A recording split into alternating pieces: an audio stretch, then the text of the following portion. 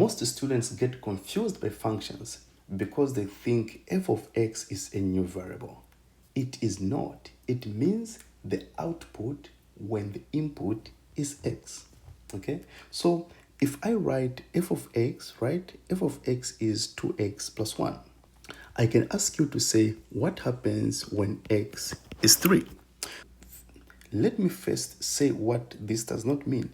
This does not mean f multiplied by 3, okay? But what it means is when the value of x is 3, right? So where there is x, I just plug in 3.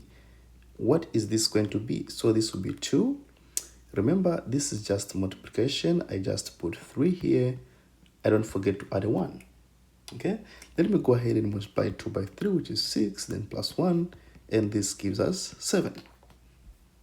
Okay, so therefore, f of 3 is equal to 7. Okay, so what it means is that when the input is 3, the output is 7.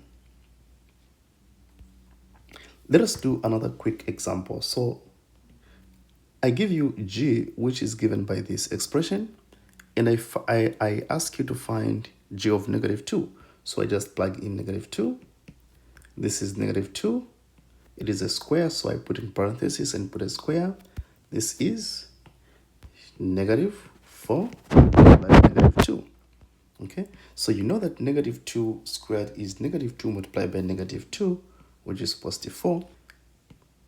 This is negative 4 multiplied by negative 2, which is positive 8, and 4 plus 8 is just 12. So for this expression g, when x is negative 2, the function gives us 12. All right, this is so exciting. This is your turn, right? So if h of x is 3x minus 2, what is the value of h of 5?